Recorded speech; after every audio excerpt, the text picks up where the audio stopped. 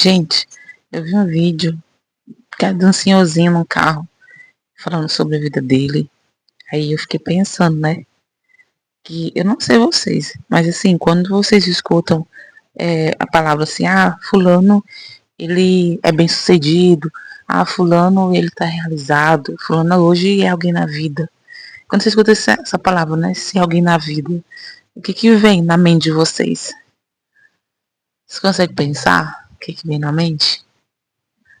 Geralmente, pra mim, na minha realidade onde eu nasci, geralmente assim, ó, é a pessoa que é, fez um curso bom, né?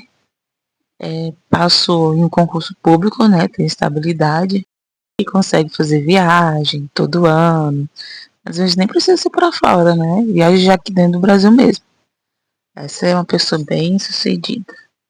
Mas essas imagens que a gente tem na cabeça quando a gente pensa nessas coisas, será de onde é que vem essas imagens, né?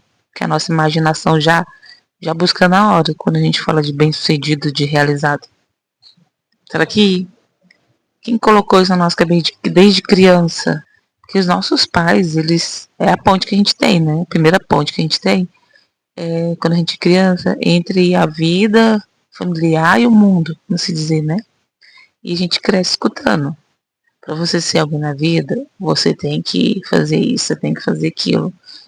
Já é tipo tudo, é tudo assim encaixado, né?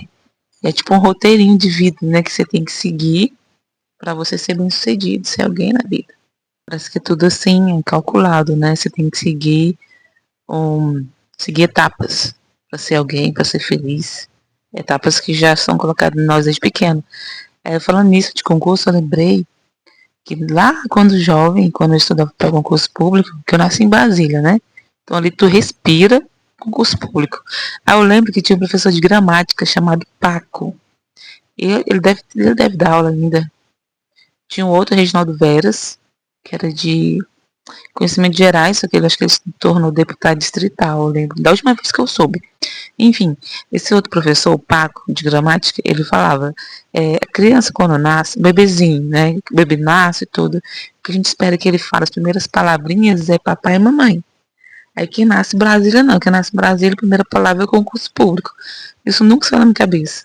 Porque apesar de ser uma piada, uma brincadeira, tem uma fonte de verdade, né?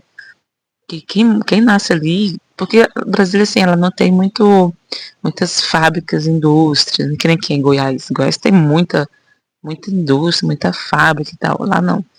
É mais comércios, escritórios e serviço público lá é o peso, né?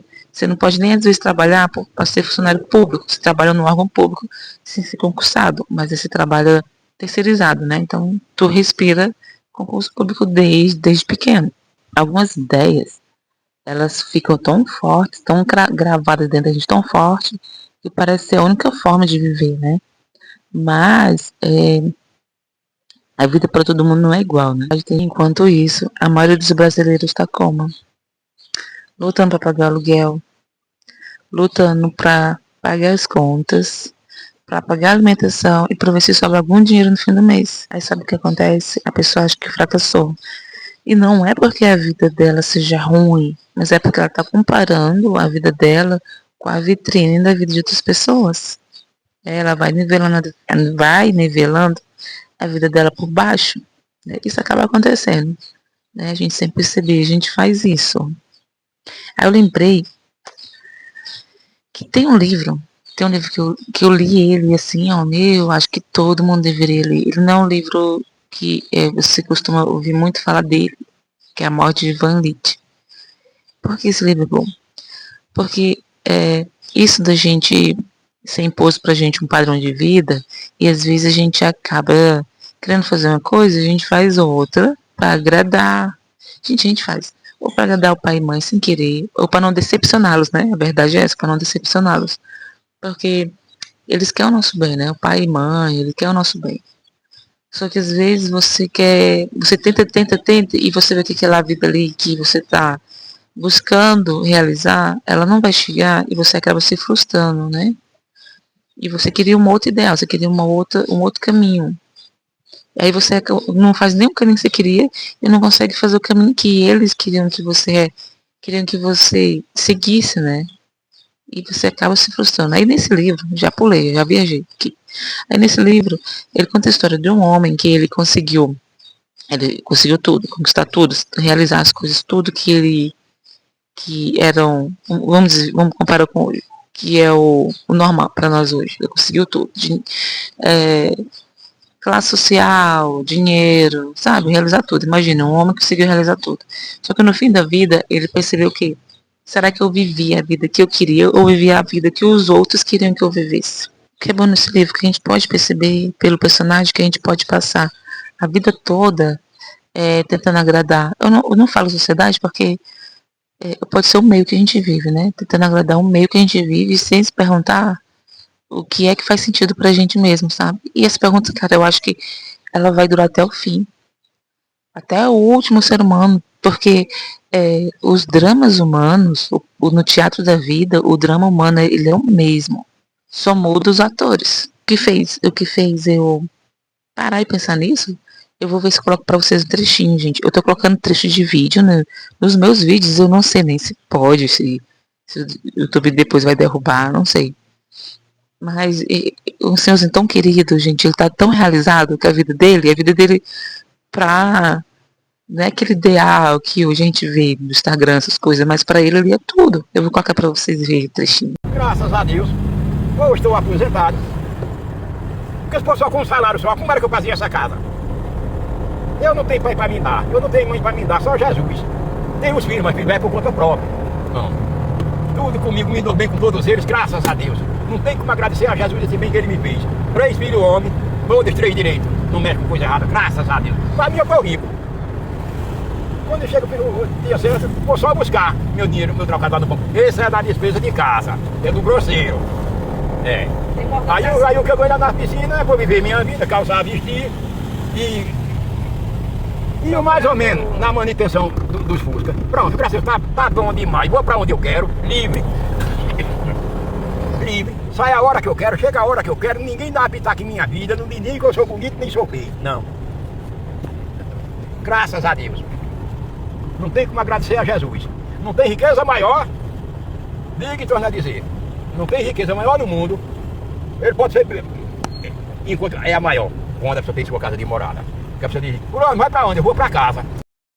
Esse vídeo você vai pensar o que talvez ter sucesso, ser realizado, não é ter a casa mais bonita da rua, não é ter o carro do carro do ano.